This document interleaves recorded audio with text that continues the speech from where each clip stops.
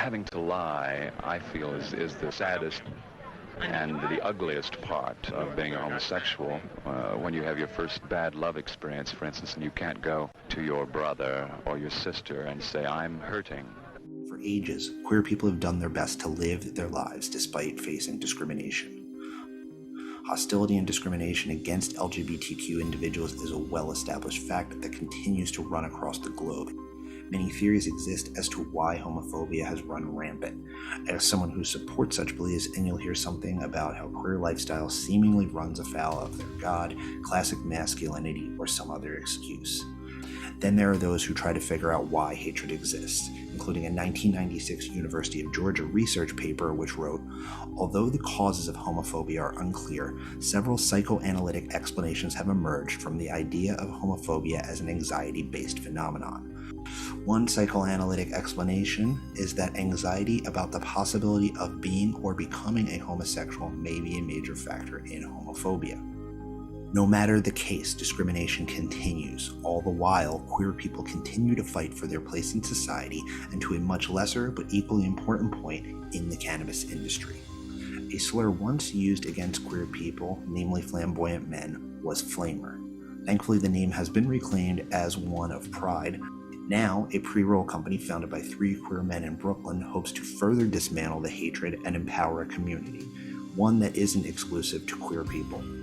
As commendable as the brand mission is, I and many others are highly suspect that a brand targeting a marginalized community could survive in the tumultuous New York cannabis market at this time.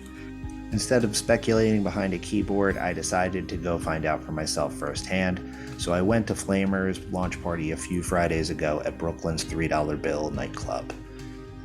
Brand Doobie facilitated what is being touted as the first event with on-site sales, where guests could stop by into a nearby room to place an order and receive their flower in just a few minutes, but all the smoking had to be done outside.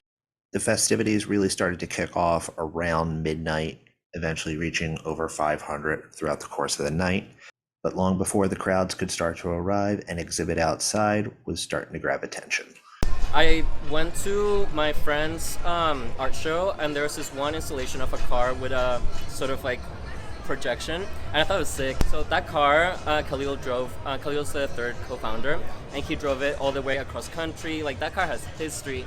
So then basically we wanted to give the car last goodbye, and then the idea just came to fruition. And so I wanted to kind of destroy the old and come back to the new.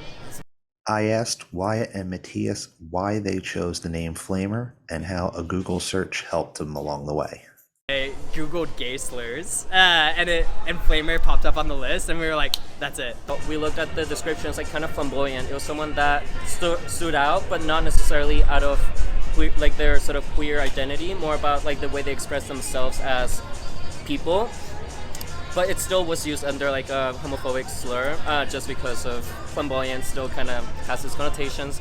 So at the end of the day, flamer was a word that worked for us to kind of reclaim what we think is just another chapter of queerness, in that moment in which anyone's welcome under this umbrella as long as you live life truly, honestly. Flaming, you like spark up. And the other thing we love about flamer is it's a term that people don't really use anymore. You know what I mean? So it like has laid dormant, and we're very much about the queer future, like what's gonna happen, like how people are gonna identify, and like how people like want to be seen now. And there's a lot of even the title queer, like it doesn't actually fit everybody, or like gay or like lesbian. People are trying to like, the labels are starting to melt away. They want to be, you almost like this like exist in this like counterculture where this mainstream society doesn't speak to you in the same way, like and you're an artist, or like you're struggling. Exactly, you're different, and then that's a flamer. Like that's someone that's like passionate about something. That's what we love. Because of AIDS, we have this divide of sort of like old queers and then young queers, and there's very little sort of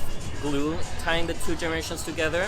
And the way that it goes with flamer is that when you say the word, my brand is called flamer, to someone that's older, they react like, that is weird. Like, they get shocked, and they're like, and it works for them in that sort of level.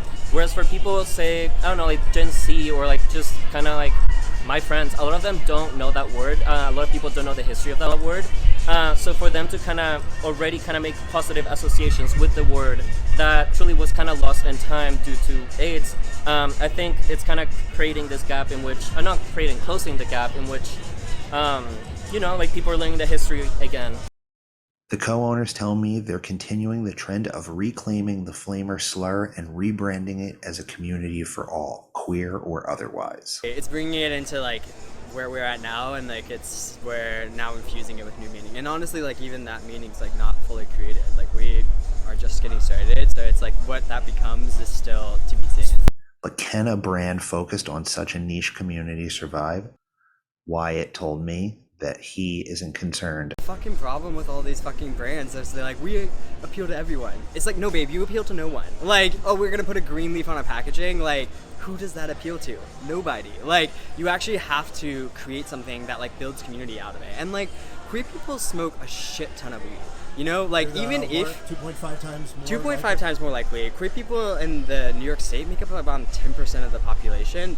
Times that out, that could be 25% of the weed market. You know what I mean? That's like just like only if you appeal to queer people, and it's like we don't. Like you literally walk around here, and there's a lot of straight people here too. While it's great that Flamer looks like it can cultivate a community in Brooklyn, it remains to be seen if it can do so in New York or beyond. Wyatt tells me that a key to fostering success for the company will be building community. And then it's up to us to infuse that with the meaning. You know what I mean? Which is like what I think needs to come through our events. Like they need to be like super inclusive. They need to feel like everybody's welcome. You know, like I think that's where we're gonna like infuse that term as we continue to grow, is like by what we do. Thank you all for watching my first attempt at on-site news. Please let me know what you think in the comments, and like, share, and subscribe if you did like what you see. I've got a few more coming down the pipe. Might take me a few more weeks to get them done, but I'm excited to share them with you. Hit me up if you got any thoughts.